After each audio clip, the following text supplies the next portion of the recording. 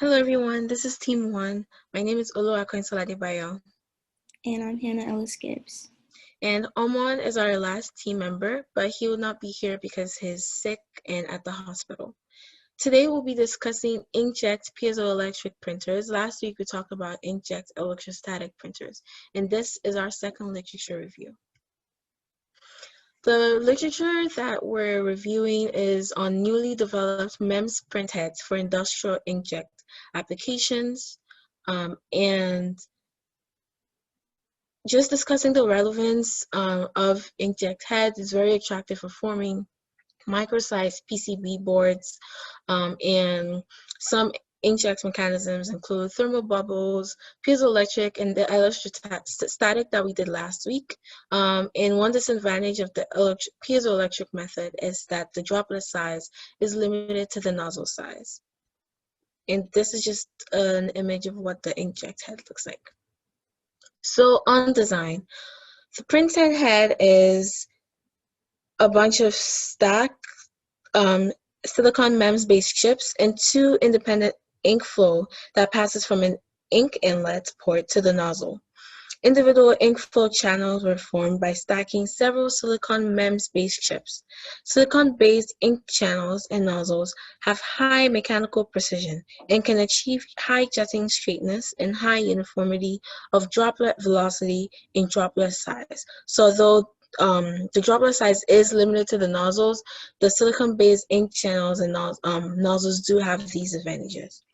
To meet these requirements, for the inkjet heads, we chose bulk PZT, which is lead zirconate titanate, and it's a material for an actuator, a piezoelectric actuator, and SI-MEMS technology for processing ink channels and nozzles.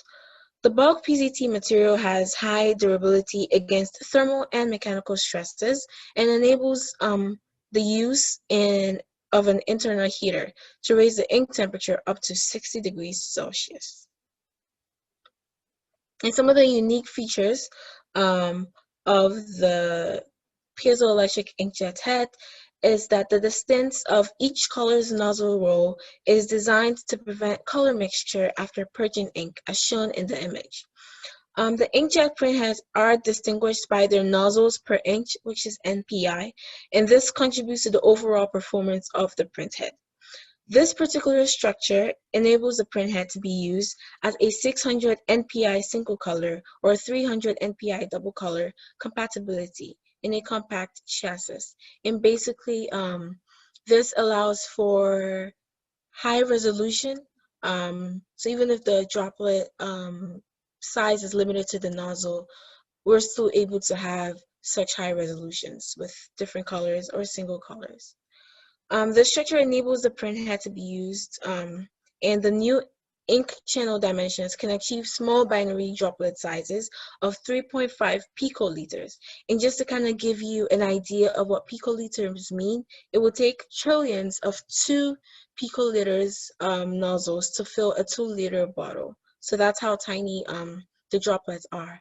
And the droplet velocity depends on the jetting frequency of the dot size, as shown in the graph on the right.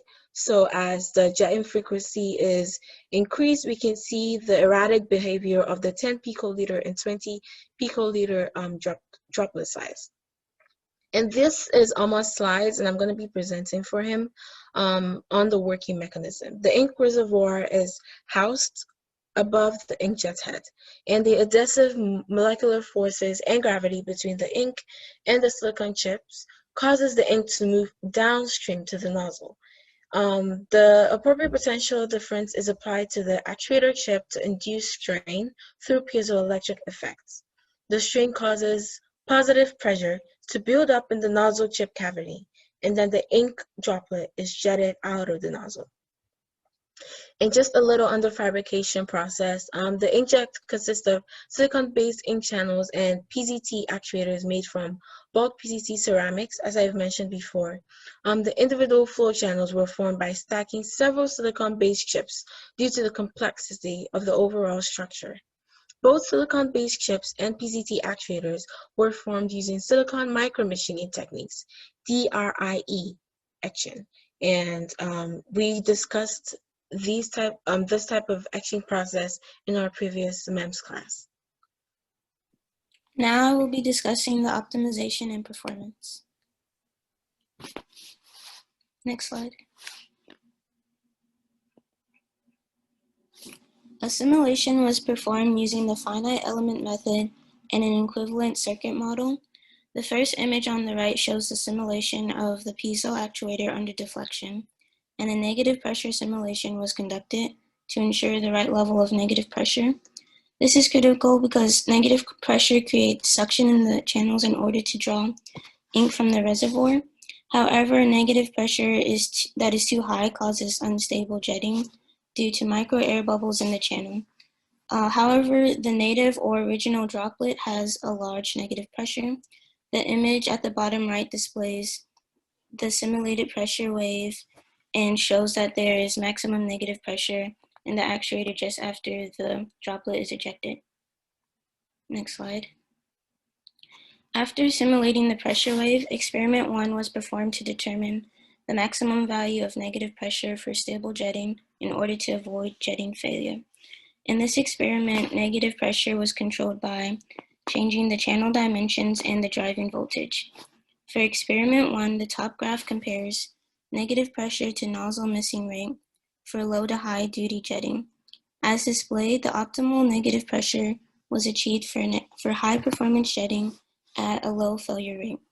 The second experiment measured the deviation angle produced from jetting, which is the angle at which the droplet falls from the nozzle since it will not fall completely perpendicular from the nozzle. A camera system known as the droplet watcher was used to visualize the drops and was set to a frequency of 10 kilohertz to measure the deviation angle. It was found that the 3.5 picoliter droplet has a deviation angle of 0.5 degrees or less. Next slide. So after gathering information from the simulation and experimental data on the negative pressure levels, the design of the printhead was optimized to meet target specifications. Optimization was done by adjusting the actuator and the ink flow channel dimensions. Making this edit allowed the M600SH2C printhead to achieve half the negative pressure of jetting in comparison with the company's previous printhead models, as shown in the graph below. The optimized models showed less velocity fluctuations in the droplet due to wave vibrations from remaining pressure levels. Additionally, at smaller droplet sizes, the deviation angle was 0.5 degrees or less, and the design was able to achieve the jetting of droplets that are up to 6 times larger than the size of the native droplet. Next slide. So overall, the performance of the M600SH2C printhead proved its capability to execute multiple dot jetting of fine dot shapes with droplet sizes ranging from 3.5 to 20 picoliters at high frequency rates up to 24 kilohertz using UV curable ink. This is validated in the graph shown to the right that Sola explained earlier, where the velocity change rate has less fluctuation just before 24 kilohertz. Due to these capabilities, this inkjet printhead would be suitable for industrial printing of signs and displays or electronics. Thank you for listening.